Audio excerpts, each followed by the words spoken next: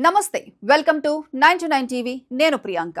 Russia చమురు కొనుగోలు Ukraine వివాదంపై భారత వైఖరి గురించి వచ్చిన ప్రశ్నలను ధీటుగా తిప్పికొట్టిన విదేశాంగ మంత్రి జైశంకర్ అయితే జైశంకర్ వ్యాఖ్యల వెనుక మరో లోతైన వ్యూహాత్మక సందేశం కూడా దాగి ఉందని అంతర్జాతీయ వ్యవహారాల నిపుణులు చెబుతున్నారు ఎందుకంటే ఇది కేవలం రష్యా ఉక్రెయిన్ యుద్ధం గురించి చేసిన వ్యాఖ్య కాదు ఇది ప్రపంచ వ్యవస్థలో భారత్ తన స్థానాన్ని ఎలా చూస్తుందో చెప్పిన ప్రకటన గత 75 సంవత్సరాలుగా ప్రపంచ రాజకీయాలను ప్రధానంగా పాశ్చాత్య దేశాలే నిర్దేశించాయి ఏ యుద్ధం న్యాయమైంది ఏది అన్యాయమైంది ఏ దేశంపై ఆంక్షలు విధించాలి ఎవరికి మద్దతు ఇవ్వాలి అనే అంశాల్లో అమెరికా యూరోప్ దేశాల అభిప్రాయాలే ప్రపంచ చర్చలను ప్రభావితం చేసేవి కానీ ఇప్పుడు Bharat Brazil Indonesia Saudi Arabia దక్షిణాఫ్రికా వంటి దేశాలు మరో ప్రశ్న అడుగుతున్నాయి ప్రపంచ సమస్యలను కేవలం యూరోప్ దృష్టితోనే ఎందుకు చూడాలి అనే ప్రశ్న జైశంకర్ వ్యాఖ్యల్లో అదే భావన స్పష్టంగా కనిపించింది ఎందుకంటే ఉక్రెయిన్ యుద్ధం ప్రారంభమైనప్పటి నుంచి పాశ్చాత్య దేశాలు ప్రపంచ దేశాలను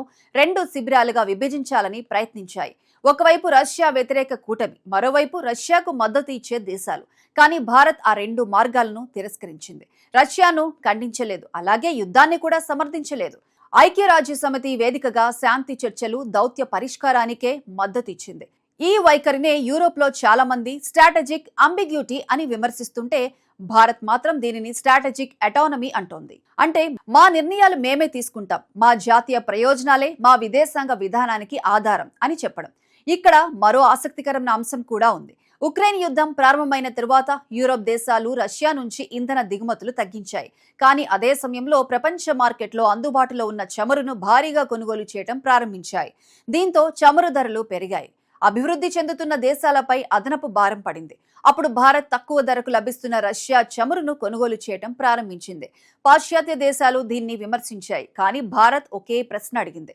మీరు మీ జాతీయ ప్రయోజనాల కోసం నిర్ణయాలు తీసుకోవచ్చు మేమెందుకు తీసుకోకూడదు అని ఇదే విషయాన్ని జైశంకర్ మరోసారి గుర్తు చేశారు మరో కీలక అంశం జైశంకర్ ఇప్పుడు కేవలం భారత విదేశాంగ మంత్రిగా మాత్రమే మాట్లాడడం లేదు ఆయన ప్రపంచ దక్షిణ దేశాల భావజాలానికి కూడా ప్రతినిధిగా మారుతున్నారు ఆఫ్రికా ఆసియా లాటిన్ అమెరికా మధ్యప్రాచ్యం ఈ ప్రాంతాల్లోని అనేక దేశాలు కూడా ఉక్రెయిన్ యుద్ధాన్ని యూరోప్ చూసిన కోణంలో చూడటం లేదు వారి ప్రధాన సమస్యలు వేరు ఆహార భద్రత ఇంధన ధరలు ఎరువుల సరఫరా ఉద్యోగాలు ఆర్థిక వృద్ధి అందుకే వారి యుద్ధం కంటే దాని ఆర్థిక ప్రభావాలపైనే ఎక్కువగా దృష్టి పెడుతున్నారు జైశంకర్ అదే విషయాన్ని అంతర్జాతీయ వేదికలపై పదే పదే చెబుతున్నారు ఇక ఇరాన్ అంశంలో ఆయన చేసిన వ్యాఖ్యలు కూడా అంతే ప్రాధాన్యత సంతరించుకున్నాయి ఎందుకంటే ప్రస్తుతం మధ్యప్రాచ్యంలో ఉద్రిక్తతలు పెరుగుతున్నాయి ఒకవైపు ఇరాన్ మరోవైపు ఇజ్రాయెల్ వెనుక అమెరికా మరోవైపు గల్ఫ్ దేశాలు ఈ మొత్తం సమీకరణలో భారత్ ఒక ప్రత్యేక స్థితిలో ఉంది ఇజ్రాయెల్లో రక్షణ భాగస్వామ్యం ఇరాన్తో వ్యూహాత్మక సంబంధాలు